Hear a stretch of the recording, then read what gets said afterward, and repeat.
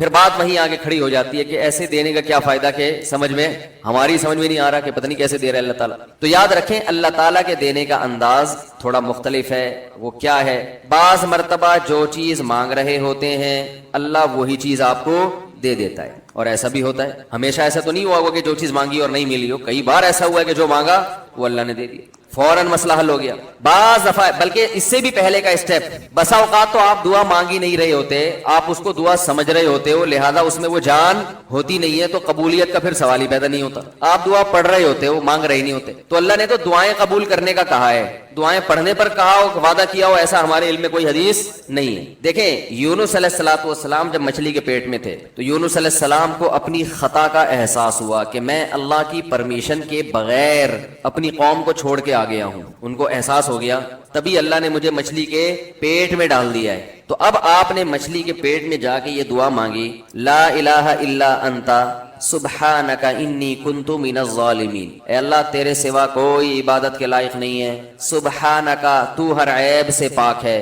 تو نے جو مجھے مچھلی کے پیٹ میں ڈال دیا تو یہ تیری غلطی نہیں ہے, تو ہر عیب سے پاک ہے. انی کنت من الظالمین, میں ہوں ظلم کرنے والا اپنی جان پہ, مجھ سے غلطی ہوئی ہے. اللہ تعالیٰ کو آپ کا یہ مانگنا اتنا پسند آیا کہ مچھلی کو حکم دیا کہ ان کو ساحل پر اگل دو. اور نہ صرف یہ کہ مچھلی نے آپ کو ساحل پہ ڈالا, وہ انبتنا علیہ شجرۃ من یقطین, یقطین کوئی درخت تھا وہ بھی اللہ نے اگا دیا دھوپ سے بچانے کے لیے. لیکن جب مصیبتوں میں ہم یہ کلمہ پڑھتے ہیں لا الہ الا انت سبحانک انی کنت من الظالمین, تو ہم یوسف علیہ السلام والے جذبے سے یہ کلمے میں جو الفاظ ہیں وہ مانگتے نہیں ہیں, بلکہ ہم یہ کلمہ پڑھتے ہیں. سمجھ رہے, پڑھنے کی بھی برکتیں ہوتی ہیں, میں اس کا منکر نہیں ہوں, لیکن ہمارے جو ورڈنگ ہوتی ہے نا وہ مانگنے کا اسٹائل نہیں ہوتا. ہم چھوٹے بچے تھے تو مسجد میں آیت کریمہ کا ورد ہوا کرتا تھا کہ بھائی حالات خراب ہیں آج کل, امام صاحب اسپیکر پہ اعلان کر کے بلاتے تھے, آ جاؤ بھائی آیت کریمہ کا ورد ہوگا, لا الہ الا انت سبحانک انی کنت من الظالمین, 5 لاکھ دفعہ پڑھا جائے گا. تو ہم مسجد میں آتے, وہ مسجد میں دانے ہم تو آتے تھے, اس کے بعد جلیبیاں بھی ملتی تھیں, بڑی گرم گرم ٹائٹ جلیبیاں ہوتی تھی. اب تک وہ مزہ نہیں آیا جلیبی میں, تو وہ جلیبیاں بھی ہوتی تھی, اوپر دانے رکھے ہوئے ہوتے تھے, وہ 5 لاکھ دانے ہوتے تھے, ختم کرنے ہوتے تھے. تو پھر ہم کیا کریں, لا الہ الا انت سبحانک انی کنت من الظالمین, لا الہ الا انت سبحانک. اس میں فراڈ نہیں کرتے تھے, پڑھتے پورا تھا الحمدللہ. بعض لوگ تو کیا کرتے تھے, ایک مٹھی لی لا الہ الا انت سبحانک انی کنت من الظالمین, پھونک مارا اور سائڈ پہ رکھ دیا. وہی ڈرامے بھی ہوتے تھے, لیکن ہم پورا ہی پڑھتے تھے. لیکن اس میں مانگنے کا انداز تو نہیں ہوتا تھا, لا الہ الا انت سبحانک انی. پھر اس میں بچے تھے, شرارت بھی شروع ہو جاتی تھی. پھر دیکھ رہے ہیں کوئی ادھر دیکھ رہا ہے تو ایک دانہ اٹھایا, لا الہ الا انت سبحانک انی کنت من الظالمین, یوں کر کے اس کی ناک پہ مارا ہے. کوئی ادھر دیکھ رہا ہے تو اس کی جیب میں ڈال دیا. تو یہ دعا مانگی جا رہی ہے, یہ تو پڑھی جا رہی ہے, ایک فارمیلٹی ہے کہ 5 لاکھ پورے کرنے ہیں, اس کے بعد جلیبی کھانا ہے اور نکلنا ہے. تو آج بھی ایسا ہی ہو رہا ہے. امام صاحب دعا مانگتے ہیں, لوگ کہتے ہیں یار چلو جب نماز پڑھ لی, 4 رکعتیں پڑھ لی, سلام بھی پھیر لیا, تو اس میں کیا جا رہا ہے, یہ بھی پورا ہی کر لو. ایسا ہی ہوتا ہے نا, یہ بھی پورا ہی کر لو, آمین آمین کہہ لیں گے. امام صاحب ڈرائیور ہیں, ہم پیچھے مقتدی ہیں, تو جہاں اتاریں گے وہیں اتریں گے ہم لوگ, پہلے تو نہیں اتر سکتے. تو یہ ایک لوگوں کے ذہن میں تصور ہے. نبی صلی اللہ علیہ وسلم نے فرمایا اللہ ظاہر قلب کے ساتھ دعا کی طرف توجہ نہیں دیتے. ظاہر قلب کا مطلب آپ کا دل حاضر نہیں ہو, کچھ اور سوچ رہے ہو, اور ادھر سے آپ نے ویسے ہی ایک فارمیلٹی پوری کرنے کے لیے. اللہ کہتے ہیں کہ جب تو مانگنے میں مخلص نہیں ہے تو میں تجھے کیوں دوں. تو مانگنے میں ہی مخلص نہیں ہے. تو بعض دفعہ بلکہ اکثر ایسا ہوتا ہے کہ ہماری دعا میں جان ہی نہیں ہوتی. آدم علیہ السلام کو جب جنت سے نکالا گیا تو پریشان تھے, بے چین تھے, مضطرب سے, میں کیا کروں کہ اللہ مجھ سے خوش ہو جائے. اس بے چینی میں الفاظ نہیں آ رہے سمجھ میں. فتلقى آدم من ربه کلمات, اللہ فرماتے ہیں اللہ نے آدم کے دل میں کلمات ڈال دیے ان کی بے چینی کو دیکھ کر کے, اس طرح سے مجھے مانگو. جب انسان اخلاص کے ساتھ دعا مانگتا ہے تو الفاظ کا القاء کہاں سے ہوتا ہے, اللہ کی طرف سے وہ القاء ہونا شروع ہوتا ہے. اللہ کہتے ہیں اس طرح سے مانگ.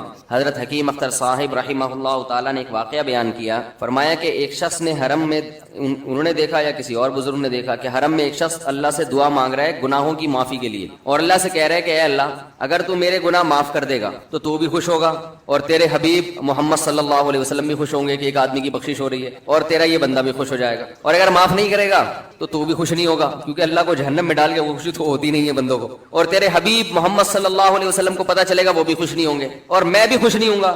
شیطان خوش ہوگا جو تیرا دشمن ہے.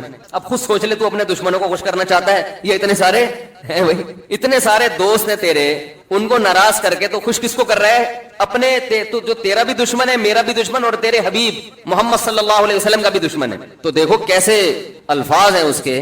تو ایسا کہ بظاہر بخشش کے علاوہ کا آپشن چھوڑا ہی نہیں. کیا کیا خیال ہے. حجاج ابن یوسف بڑا ظالم تھا, بڑا ظالم. موت کا جب وقت آیا, تھے یہ لوگ ایمان والے, چاہے ظالم تھے, بدعمل تھے, لیکن اللہ پر ایمان بہرحال رکھتے تھے. ان کو پتا تھا کہ میں غلط کر رہا ہوں. جب موت کا وقت آیا تو کہنے لگا کہ اے اللہ لوگ کہتے ہیں کہ تو مجھے نہیں بخشے گا, لوگ کہتے ہیں کہ میرے جیسے گناہگار کو تو نہیں بخش سکتا. بڑے عجیب الفاظ ہیں, اللہ کی رحمت کو جوش دلا رہے کہ تو ایسا کر کے دکھا دے, یعنی کچھ ایسا کر کے دکھا دے کہ جو تیرے بارے میں لوگ گمان کر رہے ہیں وہ گمان کیا ہو جائے. یہ بالکل ایسے ہے جیسے کوئی بہت بڑا سیٹ ہو, آپ اس سے بہت زیادہ بڑا قرضہ مانگنے کے لیے جائیں جو کہ عام طور پر نہیں ملتا, لیکن آپ اس کو جوش دلا رہے ہو کہ لوگ کہتے ہیں کہ تو اتنا بڑا قرضہ نہیں دے سکتا, تو آج تو اپنی سخاوت دکھا دے کہ میں اتنا بڑا قرضہ بھی دے سکتا ہوں. تو مرتے ہوئے کیا کہنے لگا کہ اللہ یہ پبلک کہہ رہی ہے کہ تو مجھے نہیں بخش سکتا, یعنی یہ تیری رحمت کو چیلنج کر رہی ہے کہ اتنے بڑے گناہگار کو نہیں بخشے گا اللہ, تو آج کیا کر لے تو یہ دکھا دے اپنی رحمت سے کہ میں اتنے بڑے گناہگار کو بھی معاف کر سکتا ہوں. اب پتہ نہیں اللہ نے معاف کیا نہیں کیا, وہ تو اللہ کا معاملہ اور حجاج بن یوسف کا معاملہ, لیکن علماء کہتے ہیں یہ اس نے الفاظ بڑے ڈینجرس کہے ہیں مرتے وقت. ڈینجرس کا مطلب یعنی دوسرے معنی میں ایسے ہے کہ اس نے اللہ کی عرش کو ہلا دیا ہوگا. اللہ کو مانگنا اتنا پسند ہے. پہلی بات تو یہ ذہن میں رکھیں کہ اس سے بڑی کوئی عبادت نہیں ہے دعا سے, اور دعا سے مشکل کوئی عبادت نہیں ہے. نماز پڑھنا آسان ہے, زکات دینا آسان ہے, روزہ رکھنا بھی آسان. سب سے مشکل کام کیا ہے؟ دعا مانگنا. اسی وجہ سے ہم نے جن لوگوں کو دیکھا کہ وہ واقعی دیندار ہیں, اللہ والے ہیں, ہم نے صرف انہی کو دعائیں مانگتے ہوئے دیکھا ہے. عام لوگوں کو ہم نے دعاؤں کو اتنا فوکس کرتے ہوئے نہیں دیکھا. وہ دوسری چیزوں کو زیادہ فوکس کرتے ہیں, دعاؤں پہ زیادہ زور نہیں ہوتا ان کا. وظیفوں پہ تو ہوگا صبح شام, یہ والا اتنی دفعہ, وہ والا اتنی دفعہ, وہ بھاگ گئی واپس آ جائے اس کے لیے اتنی دفعہ, وہ جا نہیں رہی اس کے لیے اتنی دفعہ, یہ وظیفوں پہ تو ہوگا زور. ایسے ہوتا ہے نا ہاتھ اٹھا کے اللہ سے گڑگڑا کے مانگا جائے, یہ چیزیں کم.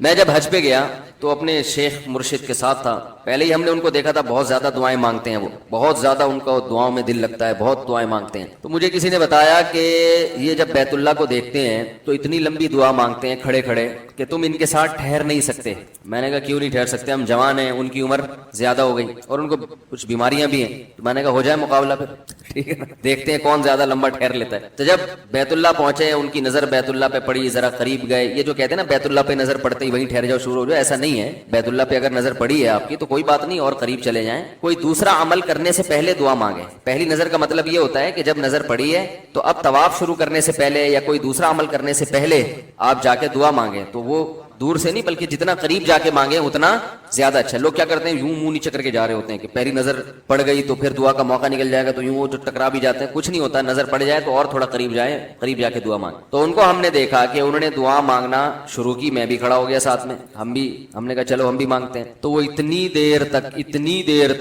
دیر تک حالانکہ کمر میں بھی تکلیف, بیماریاں بھی ہیں, شوگر بھی ہے. تو بالآخر میں نے ہتھیار ڈال, میں نے کہا میں اتنی دیر کھڑا نہیں ہو سکتا. اور میں پھر اب بیٹھتے ہوئے شرم بھی آ رہی تھی کہ وہ بولیں کہ میری عمر زیادہ ہے اور یہ دیکھو ابھی جوان, شادیاں تو کرتا رہتا ہے, تو یہ کیا شادیاں کرے گا جو کھڑا نہیں ہو سکتا اتنی دیر. تو وہ اتنی دیر ہو گئی تو میں بیٹھ گیا واقعی. تو کئی ایسے ہمارے اکابر گزرے ہیں, بزرگ گزرے ہیں, 1 گھنٹہ 2 گھنٹہ 3 گھنٹہ. مرکز میں, تبلیغی مرکز میں کسی نے بتایا کہ ایک بزرگ کو میں نے دیکھا صبح اشراق کے وقت دعا مانگنا شروع کی ہے اور ظہر کی نماز میں اٹھے. اشراق کے وقت دعا مانگنا شروع کی اور کب اٹھے؟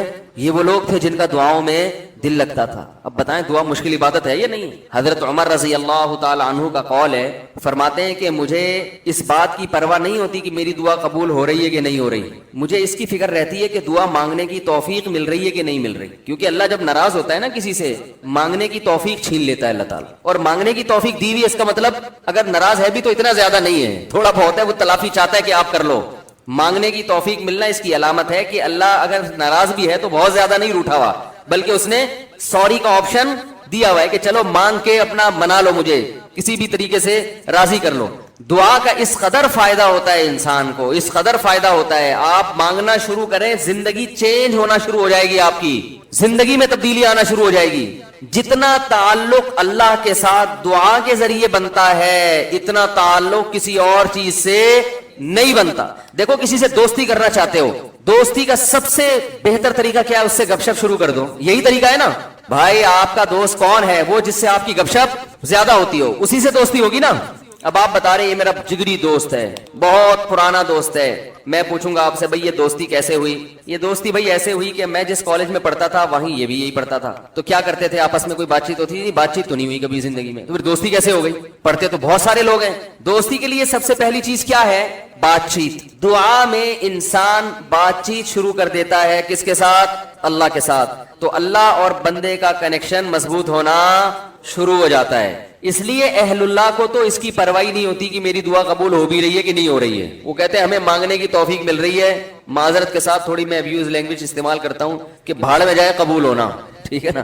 ہمیں تو اس بادشاہ کے دربار میں ہاتھ پھیلانے کی توفیق مل رہی ہے, بس ہمارے لیے اتنا کافی ہے, تعلق بحال ہے ہمارا اس سے. تو میں یہ عرض کر رہا تھا کہ کبھی ہماری جو دعائیں قبول نہیں ہوتی بسا اوقات اس کی وجہ یہ ہوتی ہے کہ ہمارا وہ عمل دعا ہوتا ہی نہیں ہے. جب دعا ہی نہیں ہوتا تو پھر اس میں قبولیت کہاں سے آ گئی؟ وہ تو ہم پڑھ رہے ہوتے ہیں الفاظ رٹا لگا کے ایک چیز کو, یعنی ایک پڑھنے کے انداز میں ہوتی ہے, وہ اس میں جذبات ہی نہیں ہوتے. جذبات کن لوگوں کے ہوتے ہیں؟ امام بخاری رحمہ اللہ تعالیٰ کی سوانے پڑھیں آپ, بچپن میں نابینا ہو گئے, والدہ تو آپ کو بڑا علم سکھانا چاہتی تھی, پریشان کہ اللہ یہ تو میرا بچہ ہی نابینا ہو گیا. تو رات کو مصلے پہ گڑ گڑا کے دعا مانگنا شروع کی, اے اللہ میرے بچے کی بینائی واپس لوٹا دے, اے اللہ اس کی بینائی واپس لوٹا دے. اتنا مانگا ہے کہ روتے روتے دعا مانگتے مانگتے آنکھ لگ گئی, خواب آیا, دو فرشتے آپس میں بات کر رہے ہیں کہ اللہ نے اس عورت کی دعا قبول کر لی ہے اور اس کے بچے کو بینائی لوٹا دی ہے. جب آنکھ کھلی ہے تو دیکھا کہ بچے کی بینائی واپس لوٹ چکی تھی. تو جاہلوں سے نہیں الجھتے. آگے اللہ فرماتے ہیں والذین یبیتون لربہم سجدا وقیاما, رات کو اپنے رب کے سامنے سجدہ اور قیام کرتے ہیں, سجدے میں سر رکھتے ہیں یعنی نماز پڑھتے ہیں, اور قیام کرتے ہیں راتوں کو اٹھ کے. کیوں قیام کرتے ہیں؟ والذین یقولون, اس لیے نہیں کہ کوئی کام اٹکا ہوا ہوتا ہے تو کسی بزرگ نے وظیفہ بتایا ہوا ہوتا ہے کہ رات کو 2 رکعت پڑھ کے یہ مانگو تو یہ کام ہو جائے گا. نہ نہ نہ, ان کا 2 کام اٹکے ہوئے ہوتے ہیں. ایک کام ان کا یہ ہے کہ ان کو یہ ڈر ہے کہ آخرت میں میرا بنے گا کیا, کہیں وہ اس آگ میں تو اللہ مجھے نہیں ڈال دے گا جو اس نے نافرمانوں کے لیے رکھی ہے. اور دوسرا جب وہ جنت کے تذکرے سنتے ہیں تو ان کو ڈر لگتا ہے کہیں اس جنت سے ہم محروم تو نہیں ہو جائیں گے. کتنا قرآن میں اللہ نے جنت کو بیان کیا نا, ایسے باغات, ایسی نہریں, ہمیشہ کی زندگی جس میں کبھی بڑھاپا نہیں آئے گا. موت تو دور کی بات, تھوڑی دیر کے لیے تصور کر لو اگر واقعی ایسا ہے تو یار یہ کوئی کم نعمت ہے. مالا عین رات ولا اذن سمعت ولا خطر علی قلب بشر. اللہ کہتے ہیں میں نے اپنے بندوں کے لیے ایسی نعمتیں چھپا دی ہیں جو نہ کسی آنکھ نے دیکھی نہ کسی کان نے سنی. ابھی اللہ پردے ہٹا دے کلیجے پھٹ جائیں ہمارے, ایسی نعمتیں. خود سوچو نا جو اللہ نے انعام کے طور پر عیش کا سامان رکھا ہوگا وہ تو اللہ نے رکھا ہے نا. دنیا میں اتنے مزے کی چیزیں اللہ نے پیدا کر دی ہیں, شدید بھوک لگی ہوئی ہو ٹائٹ والی, اور گرم گرم نہاری آئے اس میں نلی بھی ہو اور مغز بھی ڈلا ہوا, اور گرم گرم ہوٹل کی وائٹ آٹے والی روٹی ڈاکٹروں کے مشورے کے بغیر, کیونکہ جہاں ڈاکٹر کا مشورہ ہوگا نا کھانے میں مزہ ختم ہو جائے گا. اس ہند رکھو, جب مزے کی چیز کھانے کا دل کیا کرے تو ڈاکٹر سے کبھی بھی مشورہ نہیں لیا. تو یہ کیسی نعمتیں ہیں. افطار میں ہمیں کتنا مزہ آتا ہے, جس دن زیادہ بھوک لگے اور زیادہ پیاس لگے کیسا مزہ آتا ہے. دنیا میں یہ وہ مزہ ہے جو کچھ جس کی 2 ٹکے کی حیثیت نہیں. کنوارا آدمی پہلے زمانے میں, اب تو پتہ نہیں کیا کیا الٹے الٹے کام کنواروں نے شروع کر دیے ہیں, ان کی شادی کی لذت بھی اللہ نے چھین لی ہے ان کنواروں سے. پہلے اتنا کچھ اوٹ پٹانگ دیکھ چکے ہوتے ہیں, ورنہ پہلے زمانے میں, اب بھی بہت سے نیک لوگ بھی ہیں, ایسا نہیں ہے, جب لڑکے کی شادی کا ٹائم آ رہا ہوتا تھا نا, دن گن رہے ہوتے تھے, تاریخیں گن رہے ہوتے تھے, گھنٹے, منٹ, سیکنڈ. کیوں بھائی, ایک بیوی کی نعمت ملنے والی ہے.